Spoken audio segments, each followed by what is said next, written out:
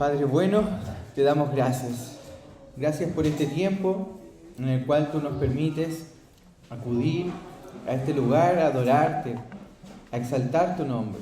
Y parte de nuestra adoración es saber cómo adorarte, cómo obedecerte, saber lo que tú has hecho por nosotros y cómo nosotros debemos responder a eso. Señor, gracias por esta oportunidad que nos das de aprender de tu palabra. Permite que la exposición, Señor, sea fiel a ti. Señor, te pido también que dé fruto. También te pido, Señor, que me uses a pesar de mi debilidad, a pesar, Señor, de mis faltas, sabiendo que tu palabra, Señor, es la que se glorifica. Abre el entendimiento de todos mis hermanos, Señor, para poder entender, y si hay dudas también poder preguntarlas. Todo esto, Señor, te lo pido en el nombre de Jesús. Amén. Amén, hermanos. Hemos iniciado hace ya harto tiempo el estudio ya del libro de los Hechos y ya nos encontramos en el módulo 3, ya, o en la tercera parte de nuestro estudio, ya. Los primeros dos fueron introductorios. En el primero, sobre todo, vimos ciertos antecedentes que son muy importantes a la hora de estudiar un libro: autor, fecha, destinatario, propósitos, etc. En el segundo módulo vimos los temas principales de los temas teológicos, ¿no es cierto? Temas, tópicos principales que se abordan en este libro, ¿ya? Del libro de los Hechos. Entonces, ya ahora en el tercer módulo o tercera parte, he querido profundizar aún más, ya, ciertos tópicos, pero ahora relacionados con el relato, ¿ya? Porque analizamos, por ejemplo, el Espíritu Santo, quién eran los apóstoles, etc. Ahora vamos a ir viendo cómo se desarrolla el plan de Dios en el libro de Hechos. Vamos a ver cómo está esta conexión entre el Evangelio de Lucas, el libro de Hechos, y cómo el libro de Hechos es principal para mostrarnos una parte importante del cumplimiento del plan de Dios. Sabemos que el Señor en el Antiguo Testamento, nuestro Dios, profetizó, ¿ya? O usó a profetas para anunciar lo que había de ocurrir. Entre eso, ¿no es cierto? Entre ellos se anunció la venida del Mesías, sus padecimientos y su resurrección. Bueno, el libro de Hechos es muy importante para entender esto en su contexto. Entonces, hoy día vamos a ver la esperanza de Israel, la resurrección y la llegada de los últimos días. ¿No le ha pasado que de repente en las iglesias protestantes se hace mucho énfasis a la cruz? ¿Cierto? Y está bien, tenemos que hacerle énfasis a la cruz, pero la resurrección, no nos podemos olvidar de la resurrección, ¿cierto? Cada etapa del desarrollo del plan redentor de Dios es importante y debe ser visto, analizado, meditado, ¿no es cierto? Y también el Señor nos permite vivirlo, ¿ya? Entonces, la resurrección es un tema que algunos pensarían que es algo del Nuevo Testamento nomás, que es algo que Jesús empezó a enseñar y que fue algo novedoso, pero no fue así. La resurrección, hermanos, era la verdadera esperanza de Israel, solo que Israel no lo sabía en ese tiempo. Cuando Jesús vino, la esperanza de Israel, ¿qué era? Salir, ¿no es cierto?, o liberarse, mejor dicho, de la opresión o del dominio romano. Esa era la esperanza que ellos tenían. Pero el Señor traía una esperanza mejor, que era ser librado de los pecados, era vencer la muerte. Imagínense. Porque ¿qué es la resurrección sino vencer la muerte? Entonces, vamos a ver que la esperanza de Israel era la resurrección y la llegada de los últimos días. Y eso se cumplió con la llegada de nuestro Señor Jesucristo y con la llegada de los últimos días. Y usted me podrá decir, ¿cómo eso? La llegada de los últimos... Es que ya llegaron los últimos días. No lo digo yo, la palabra ya lo dice. Ya estamos en los últimos días, desde que el Señor resucitó.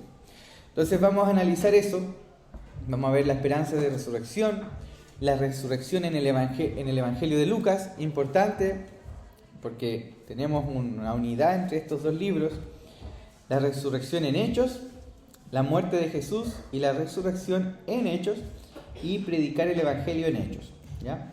Para terminar con algunas conclusiones. Entonces, hermanos, quiero que Felipe, por favor, pueda leer Ezequiel 37:11, ¿ya? Y lo voy a proyectar también aquí, ¿ya? Porque vamos a ir deteniéndonos en ciertas partes, ¿ya? Pero lo que quiero mostrarles con este texto y con otros más es que cómo se anunciaba la restauración definitiva del pueblo de Dios y el cumplimiento de las promesas de Dios a través de la resurrección. O sea, el Señor anunció la restauración de Israel y en el contexto de la resurrección. Esa era Entonces no es algo que todavía tenemos. Bueno, Jesucristo es la primicia de la resurrección. Él ya resucitó. Y esperamos una resurrección final, ¿no es cierto? Pero ya estamos en ese tiempo, ¿ya? Entonces, voy a ir acá igual, Ezequiel. No sé si lo podrán ver, pero si no lo buscan en su Biblia, por favor, hermanos. Ezequiel 37:11. Por favor, fuerte, claro. Dice: entonces él me dijo: Hijo de hombre, estos huesos son toda la casa de Israel.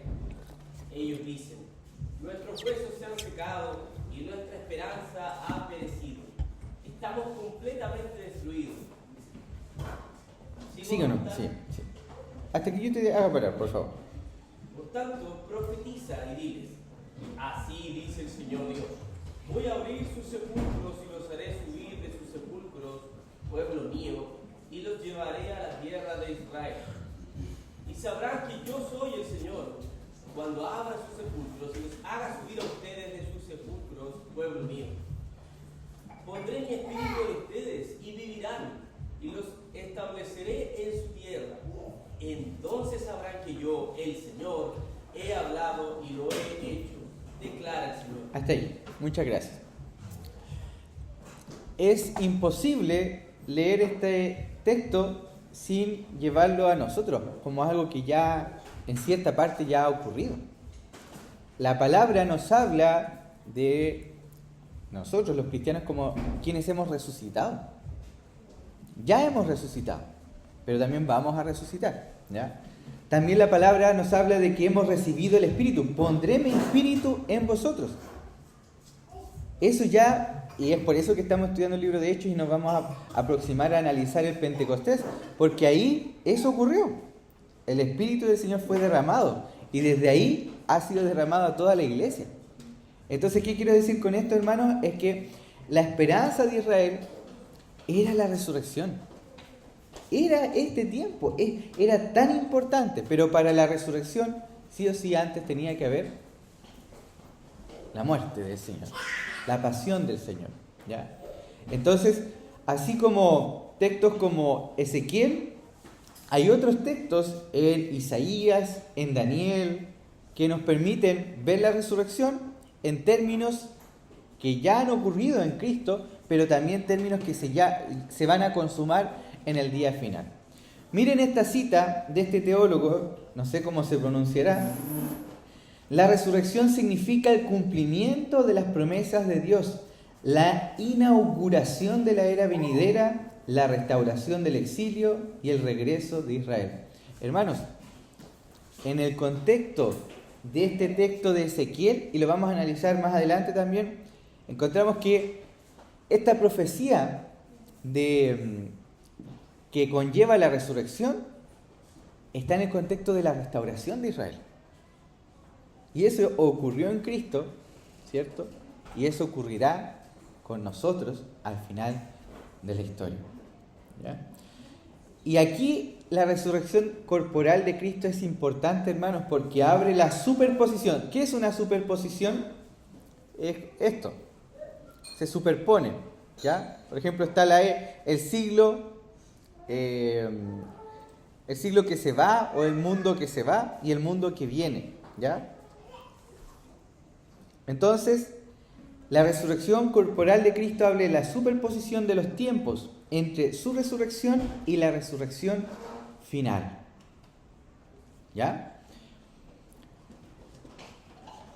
Y para entender esto aún más, porque aquí tenemos citas del Antiguo Testamento, por favor vamos a citas del mismo Lucas, ¿ya? Quien nos cuenta la historia de la resurrección.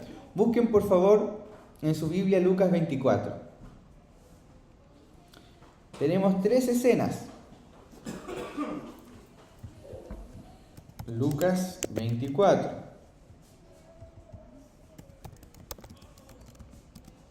Busquen en su Biblia. Bueno, tenemos en sí la primera escena, la resurrección. Después cuando Jesús se manifiesta a sus discípulos. Y la última parte, cuando Jesús cuando se manifiesta a sus discípulos en el camino de Emaús, ¿cierto? Y después cuando se aparece a los discípulos. Entonces, en estas 3 escenas, hermanos, ¿por qué Lucas no tan solo narra y Jesús resucitó y punto? No, aquí hay un comentario, hay una explicación de lo que significa la resurrección de Jesús.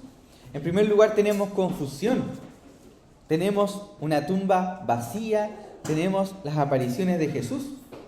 ¿Y cuál sería el significado? En la primera parte o en la primera escena, ¿quién les explica a los discípulos lo que significa la resurrección o lo que está ocurriendo? Bueno, es un ángel o los ángeles, explicaciones a los discípulos dadas por los ángeles. En la segunda parte es el mismo Jesús quien les explica a los discípulos. Y en esta parte me quiero detener. Dice así: y aquí que el mismo día 2 de ellos iban a una aldea llamada Emaús. Estamos leyendo Lucas 24:13. Que estaba como a 11 kilómetros de Jerusalén, y conversaban entre sí acerca de todas las cosas que habían acontecido. Y sucedió que mientras conversaban y discutían, Jesús mismo se acercó y caminaba con ellos. Pero sus ojos estaban velados para que no le reconocieran. Y él les dijo: ¿qué discusiones son estas que tenéis entre vosotros mientras vais andando? Ellos se detuvieron con semblante triste. Respondiendo, uno de ellos, llamado Cleofas, le dijo: ¿eres tú el único visitante en Jerusalén que no sabe las cosas que en ella han acontecido en estos días? Entonces él les dijo: ¿qué cosa? Y ellos le dijeron: las referentes a Jesús el Nazareno, que fue un profeta, poderoso en obra y en palabra de Dios y de todo el pueblo, y cómo los principales sacerdotes y nuestros gobernantes le entregaron una sentencia de muerte y le crucificaron. Miren esta parte. Pero nosotros esperábamos que Él era el que iba a redimir a Israel. Noten esta. Pero además de todo esto, este es el tercer día desde que estas cosas acontecieron.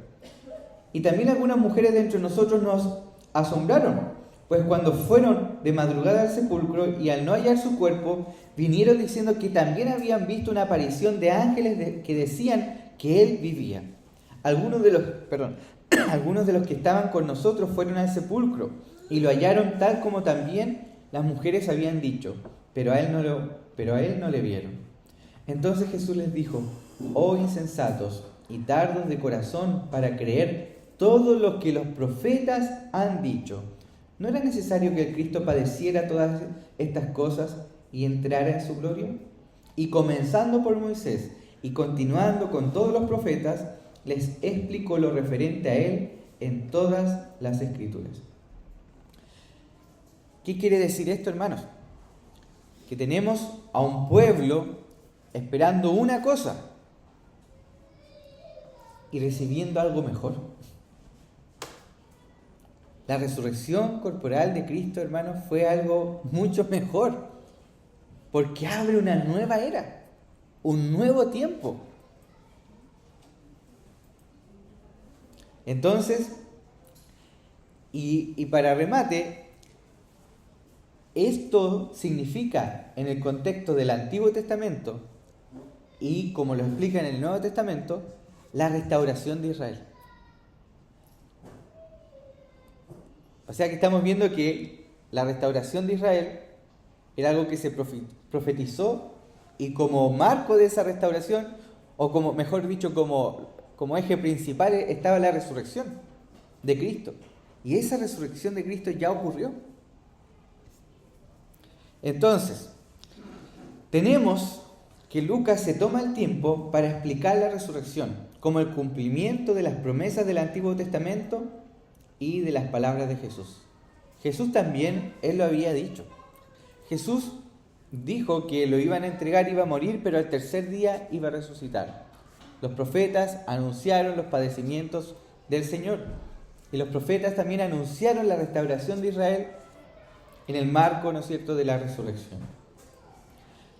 Ahora sí, uno hace un análisis más profundo de esto, del capítulo 24, uno puede encontrarse con textos que nos confirman esto.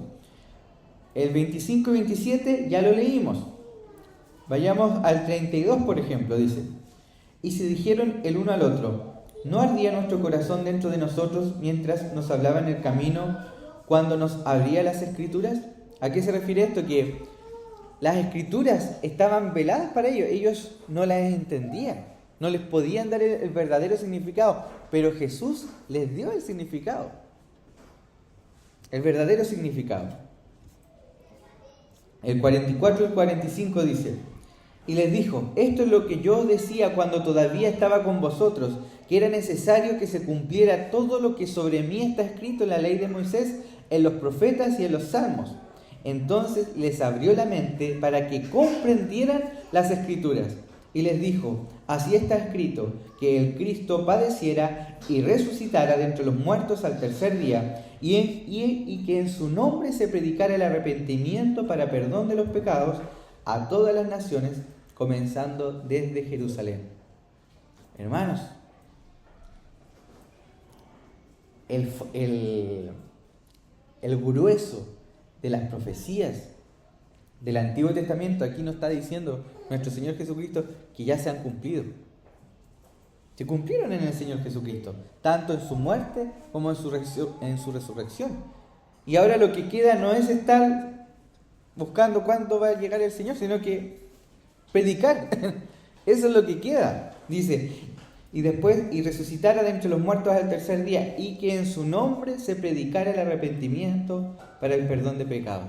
Entonces, lo que significa su muerte y su resurrección es una nueva era, donde de aquí en adelante se predica el Evangelio, no tan solo en Jerusalén, sino que en todo el mundo. La muerte, entonces, y resurrección de Cristo es la realización de la esperanza de la Escritura.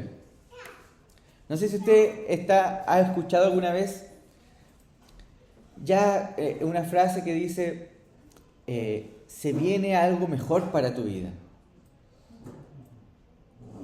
Y claro, uno lo puede entender en su contexto, pero hermanos, lo mejor ya ha ocurrido. Eso se va a consumar. Estamos en un proceso de consumarlo, ¿ya? Pero hermanos, la esperanza de Israel era la resurrección. La esperanza de nosotros era la resurrección. Porque el enemigo más feroz, el enemigo invencible, ¿quién? Era la muerte, el pecado, Satanás. Entonces Jesucristo venció ese enemigo. Entonces Jesucristo no es tan solamente el contenido, sino la llave de la revelación. A través de esto nosotros podemos entender el mensaje central de la Escritura y no desviarnos. Obviamente la Escritura tiene una diversidad que hay que aprovecharla, pero también tiene una unidad central, una unidad temática, y que en este caso es central la obra de Jesucristo. El versículo 6 y 7 lo voy a leer también. Dice: no está aquí, sino que ha resucitado. Acordaos cómo os habló cuando estaba aún en Galilea, diciendo que el Hijo del Hombre debía ser entregado en manos de hombres pecadores y ser crucificado, y al tercer día resucitar. El 14 dice: y conversaban entre sí acerca de todas estas cosas que habían acontecido. Insisto, estaban confundidos. Y Jesús vino y les dio, ¿no es cierto?, el significado. Dejó atrás la confusión. Entonces el final de Lucas, cómo termina Lucas, se relaciona con el principio del libro de Hechos y como la aclaración de la esperanza veterotestamentaria. Veterotestamentaria es Antiguo Testamento, ¿ya? Ahora, hermanos, la resurrección en Hechos. Si ya hemos visto la resurrección en el Antiguo Testamento, ya hemos visto la resurrección en Lucas, ¿qué hay de la resurrección en Hechos? Hermanos, es el tema destacado en el libro. Es el clímax y el enfoque de los sermones. Esteban, tú puedes leer una parte nomás del sermón de Hechos 17, 18. Hechos 17, 18.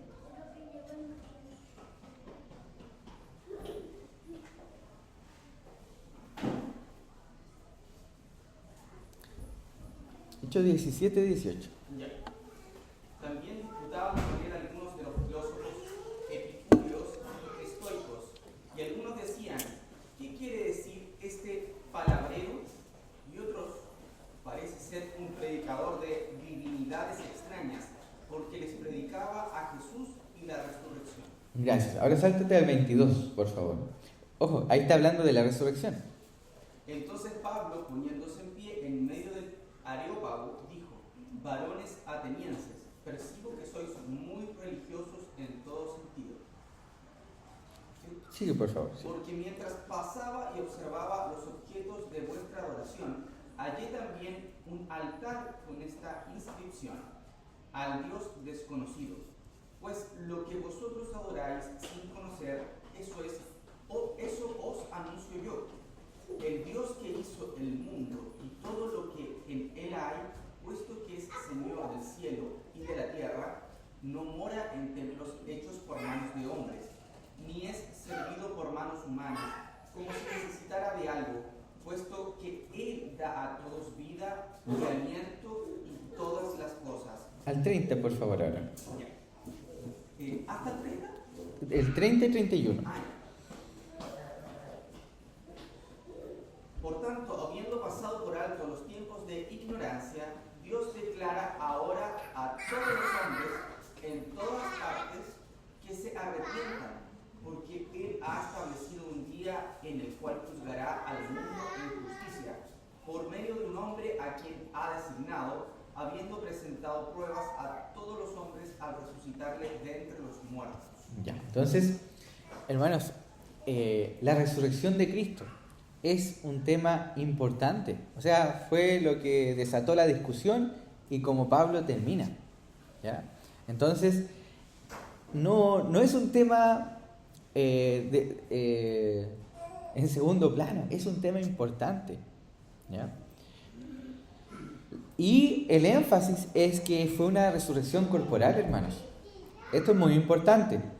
Bueno, hoy día, ¿por qué es importante? Porque han habido ciertas personas que han hecho volar su imaginación y han dicho, por ejemplo, que Jesús no resucitó corporalmente, sino que resucitó en apariencia de cuerpo, como un holograma, ¿ya? ¿Por qué? Porque parten de la base que la materia es mala. ¿Y cómo Dios va a usar un cuerpo? ¿O va a resucitar en un cuerpo? Si el cuerpo es malo per se, ¿ya? Por otra parte hay otros mucho más imaginativos, no sé, imaginativos, ¿ya? Que han dicho que Jesucristo resucita en nuestros corazones, y no históricamente, ¿ya? Sino que a eso se refiere la Escritura. Pero, hermanos, no voy a leer todos esos textos porque yo sé que ustedes entienden que aquí hay pruebas indubitables de la resurrección de Jesucristo, ¿ya? Entonces, hay un énfasis en la resurrección en todo el libro. En cada sermón usted va a encontrar alguna mención de la resurrección de Cristo. Y los testigos también que hay de esto. O sea, los autores bíblicos se preocupan de mostrar no tan solamente el hecho, sino también los testigos. Y por sobre todo el significado. Entonces la muerte y resurrección de Cristo está de acuerdo al propósito soberano y salvador de Dios prometido en el Antiguo Testamento. Hermanos, esto es importante. Y además, la resurrección vendría siendo la culminación de una era. El Antiguo Testamento o el Antiguo Pacto hasta ahí llega. Pero también es la base para las bendiciones que vienen. La bendición de la salvación y la resurrección final. ¿Por qué? Porque la resurrección de Cristo, hermanos, implica que también habrá una resurrección final.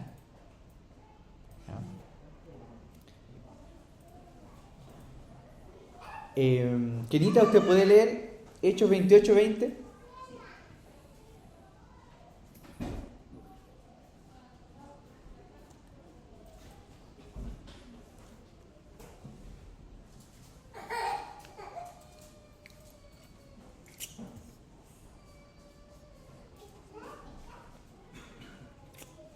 Hechos 28, 20. 20. Es así. Así que por esta causa os he llamado para veros y hablaros, porque la esperanza de Israel estoy sujeto, dice, así que por esta causa os he llamado para veros y hablaros, porque por la esperanza de Israel estoy sujeto con esta cadena. Hermanos, Pablo estaba haciendo todo lo que hacía por la esperanza de Israel. ¿Y qué él hacía? Predicaba el Evangelio. O sea que la verdadera esperanza de Israel es el Evangelio.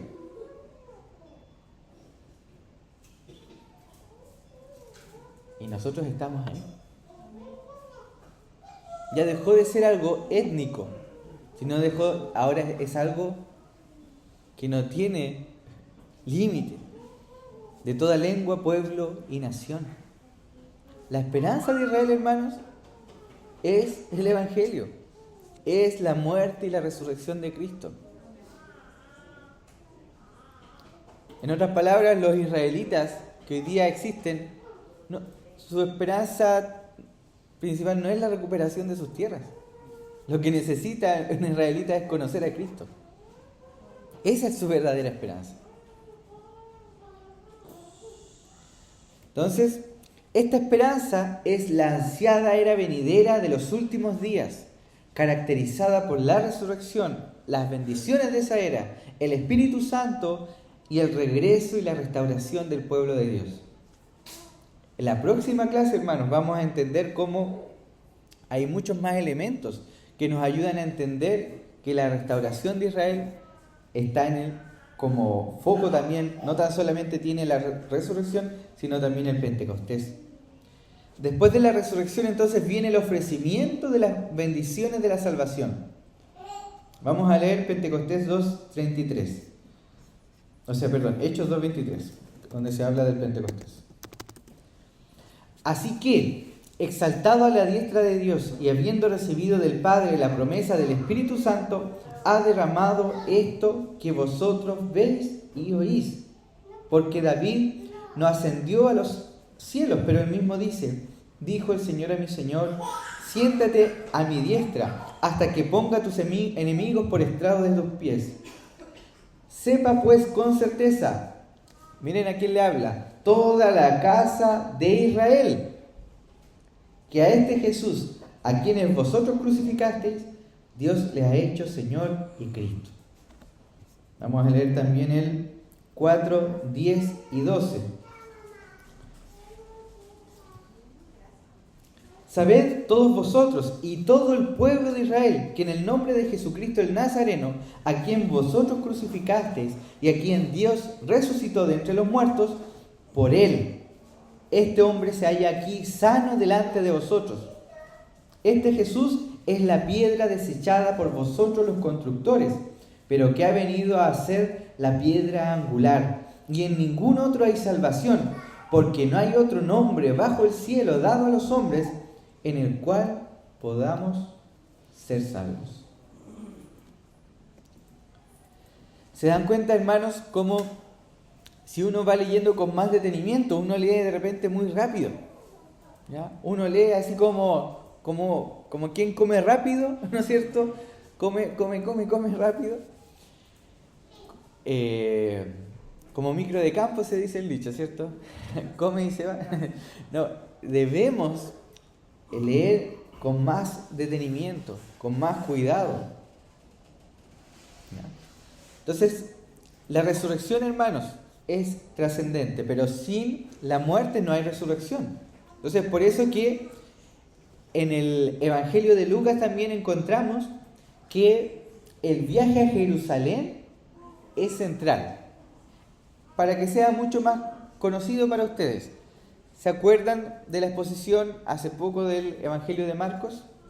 Y cómo había una bisagra en el Evangelio de Marcos entre el ministerio de Jesús de los primeros años y el viaje a Jerusalén.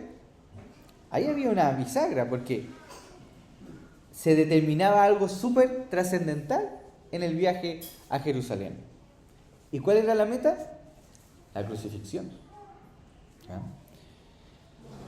Sin embargo, a pesar de que se pudiera haber visto como un fracaso, hay textos que nos muestran que esto debía ser así, que en esto el Señor estaba mostrando su poder y Dios estaba siendo soberano. Hay lecciones o hay usos de temas del Antiguo Testamento que se muestran también en el sufrimiento de nuestro Señor Jesucristo, como la copa de ira. Se habla de la inocencia y la justicia de Jesús. Se habla del siervo sufriente de Isaías. Se habla de la sangre del nuevo pacto y del perdón de pecados. Entonces, hermanos, en todos estos temas que estamos hablando en el Evangelio de Lucas, nos deberían mostrar que la muerte de nuestro Señor Jesucristo, hasta ahí no va a llegar la cosa. Es necesaria la resurrección.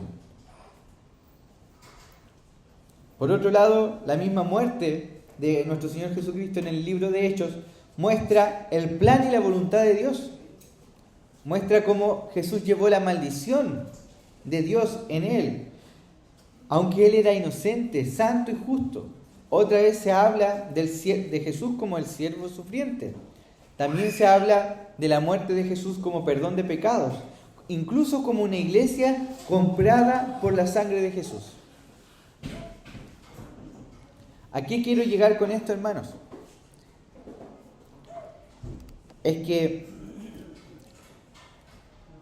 tenemos la esperanza, ¿no es cierto?, de la venida de nuestro Señor Jesucristo. ¿Sí o no?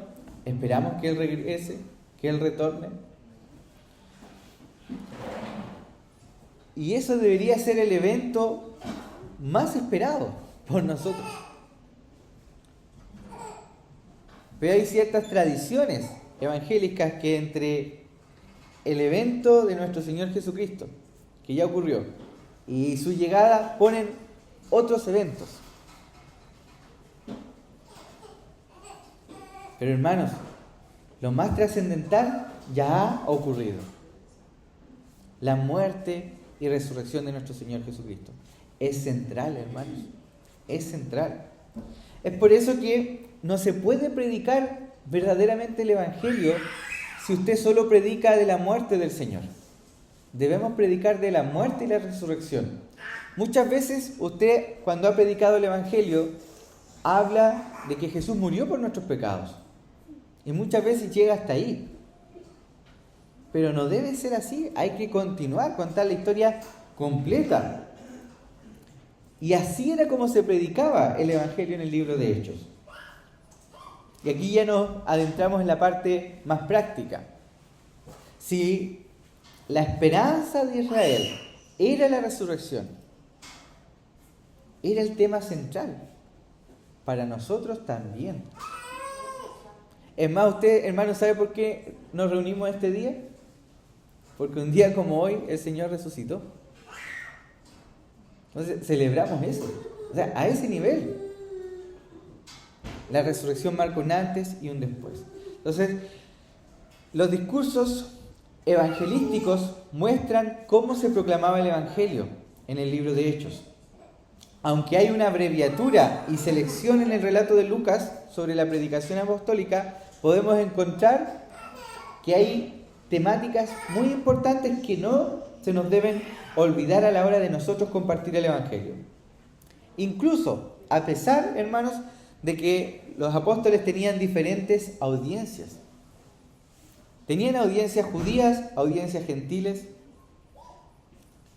y a todos ellos se les predicaba el Evangelio. Incluso, entre los mismos apóstoles también se recordaban el Evangelio. No vamos a alcanzar a leer todo eso, pero les invito a ustedes en su casa, hermanos, a leer el libro de Hechos. Por otra parte, tenemos patrones en los discursos evangelísticos de Pedro y Pablo, que también nos muestran esto. ¿Cuáles son? Primero, la predicación del Evangelio estaba centrada en Dios. No estaba centrada en la audiencia, centrada en Dios. ¿A qué me refiero con esto? Que ¿quién es el principal ofendido? No es el hombre. No es que Dios,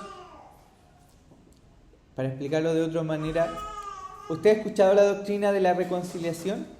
De que Dios ha venido o envió a su Hijo a reconciliarnos con Él, ¿cierto? Pero eso algunos podrían pensar, es que nosotros estamos enemistados con Dios. Y sí, eso es verdad, pero principalmente Él es el que está enemistado con nosotros. Porque nosotros hemos pecado contra Él. Entonces el Evangelio se centra principalmente en Dios. Pero también está consciente de la audiencia. O sea, a los griegos Pablo les predica tomando en consideración cosas que a los griegos les interesan. También a los judíos se les predica tomando en consideración cosas que a los judíos se les interesaba. Pero siempre, hermanos, todo llevaba finalmente a la muerte del Señor Jesucristo, a la resurrección, al perdón de los pecados. Centrado en Cristo. Y también, hermanos, esto es muy importante, orientado a la respuesta. ¿A qué me refiero con esto? Es que cuando se predicaba el Evangelio de la muerte de nuestro Señor Jesucristo y su resurrección, era para, sobre todo, recibir una respuesta. O sea, no era solamente decir una información más. No. O sea, ¿qué vas a hacer con esto que te digo? ¿Qué vas a hacer ahora que sabes que Jesucristo murió por ti para perdonar tus pecados y resucitó y que un día va a haber una resurrección final? ¿Qué vas a hacer tú? Y por otro lado tenemos audacia. Tenemos mucha valentía, audacia en la predicación. Hermanos, quiero preguntarles, ¿cuándo fue la última vez que usted le predicó el Evangelio a un incrédulo? Omita a sus hijos incrédulos, claramente. Hermanos, si la Escritura nos muestra a la muerte de nuestro Señor Jesucristo y su resurrección como la esperanza de Israel, y es algo que ya ocurrió, ¿por qué nosotros no estamos proclamándolo a los cuatro vientos? ¿Por qué nos quedamos callados? ¿O acaso, como dijo el Señor, se puede esconder la luz debajo de un cajón? No. La luz está para ponerla en alto y para alumbrar.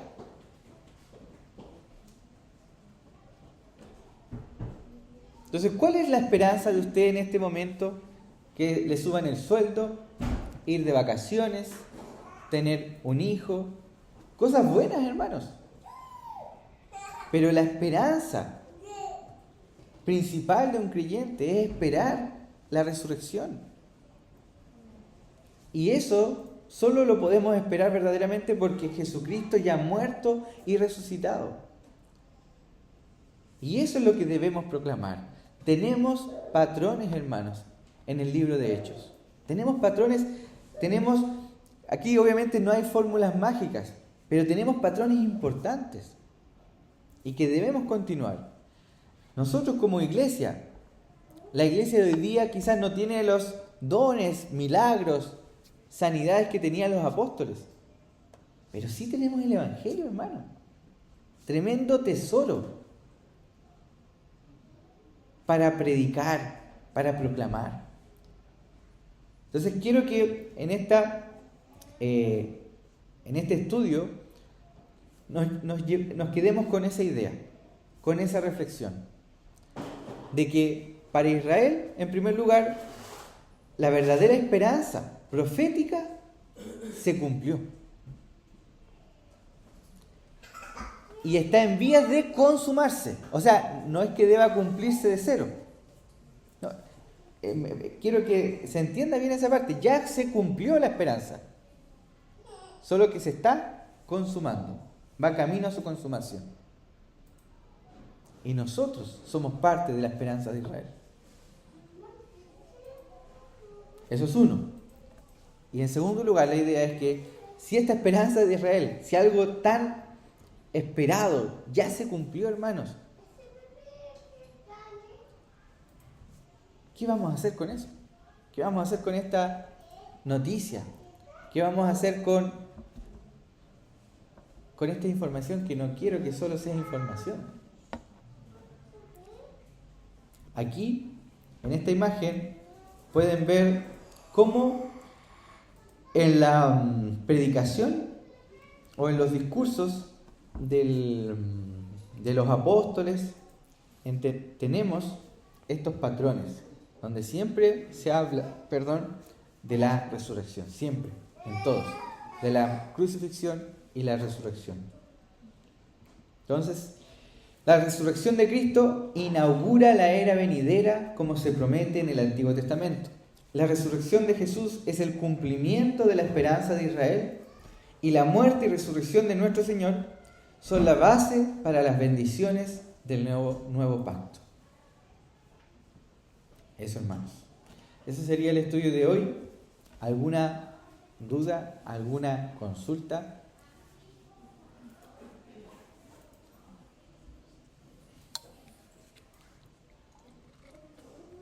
¿Algún comentario también?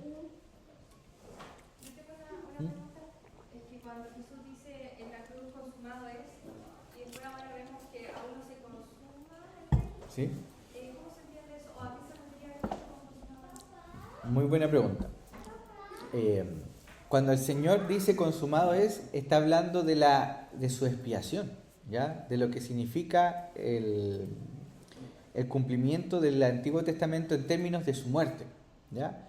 Porque, por ejemplo, cuando Jesucristo murió, obviamente todavía no resucita, todavía faltan cosas, todavía después viene la ascensión, la ascensión, viene la predicación del Evangelio. Entonces, cuando dice consumado es, está hablando de que Él hizo la obra que su Padre le pidió que hiciera hasta ese momento, ¿ya? Y que Él llevó nuestros pecados en la cruz. O sea, a eso se está refiriendo específicamente. Entonces, sí, es una duda que de repente se tiene, pero estamos hablando de categorías distintas. Consumado es en el sentido de que Él cargó el pecado y Él pagó todo lo que nosotros teníamos que pagar. En ese sentido, es consumado. Pero el plan del Señor todavía no se termina de consumar. Es algo que está en proceso todavía. Sí. Eso. ¿Alguna otra pregunta? ¿Consulta?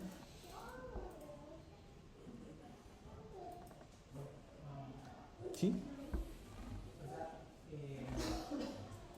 Voy a poder preguntar. Lo que pasa es que en mi trabajo, cuando a mí me encargan promover algo que debo decirle a las empresas y a los clientes, me generan unas tarjetas que se llaman batucas, que son, en el fondo están como... ¿Tarjetas de batalla? Claro, Sí. en el fondo son como discursos pequeños, pero concretos. Entonces, porque tú en toda la exposición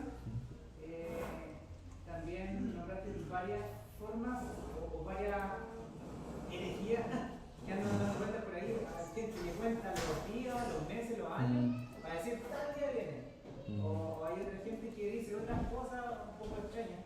Entonces, quizás sería bueno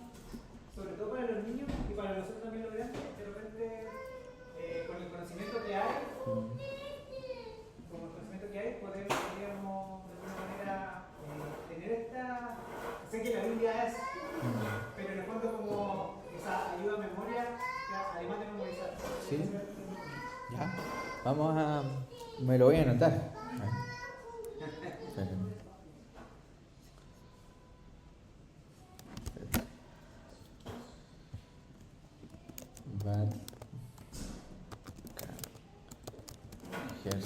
Ya, ahí está. Porque en el hecho claro, podemos ver como el traspaso, por así decirlo, el traspaso de la responsabilidad también hacia nosotros como iglesia. Hacia el grupo de los apóstoles y después de los apóstoles hacia los nuevos creyentes. Entonces, ese traspaso era a través de información, conocimiento, ¿no es cierto? Y evidencias que Dios nos enseña. Y lo principal, hermanos, que era la resurrección, porque hay iglesias que hoy día predican más que Israel se va a reunir en la tierra que del Evangelio. Hay iglesias que predican que son más sionistas que evangélicas. Entonces aquí lo que se nos está diciendo, a eso, para ser mucho más claro, para ser mucho más enfático, la esperanza de Israel ya se cumplió en Jesucristo. Entonces tenemos ese mensaje, hermano, no podemos desviarlo. Los apóstoles predicaban de eso, muerte y resurrección. Nosotros tenemos que seguir predicando muerte, resurrección, perdón de pecados. Ese es el Evangelio. Entonces cuando ya empezamos a meterle otras cosas, ahí es donde tenemos que tener cuidado. ¿Alguna otra duda, hermanos? ¿Consultas? ¿No? Ya. Solamente para adelantarles algo, el próximo domingo, si el Señor lo permite, vamos a ver Israel y los gentiles, el reino y las promesas de restauración de Dios. ¿Por qué esto es importante? Porque ahora hablé de restauración de Israel en términos de resurrección, que la Biblia ya habla, ¿ya? Pero también nos vamos a centrar en el Pentecostés. ¿Cómo el Pentecostés es parte de esta restauración? O sea, obviamente la resurrección hace que es la base de todas las promesas que vienen, porque sin resurrección no hay nada más. O sea, si Jesucristo no hubiese resucitado, vana sería nuestra fe.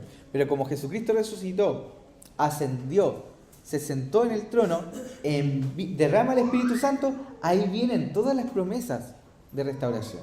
Y así es como lo explica el libro de Hechos. Eso, hermanos. Eso es lo que vamos a ver. Voy a ser mucho más detallista con esta idea de que la restauración de Israel ya ha ocurrido en la resurrección, o sea, en la muerte, resurrección y Pentecostés. ¿Ya? Oremos para finalizar. Señor, te doy gracias por este tiempo que tú nos has permitido escudriñar tu palabra. Gracias, Señor, que podemos meditar en ella. Señor, te pido que nos des valentía, que nos llenes de tu Espíritu Santo para proclamar tu santo evangelio. Señor, queremos ser fieles a la proclamación de tu evangelio. Perdónanos si nos hemos quedado callados, si nos hemos desenfocado. Que el avance de tu reino, Señor, sea nuestra prioridad. Señor, que este patrón de tu iglesia que vemos en el libro de los Hechos sea el patrón de la Iglesia Bautista Sublime Gracia, de predicar tu evangelio a toda criatura. Todo esto te lo pido, Señor, en el nombre de Jesús. Amén.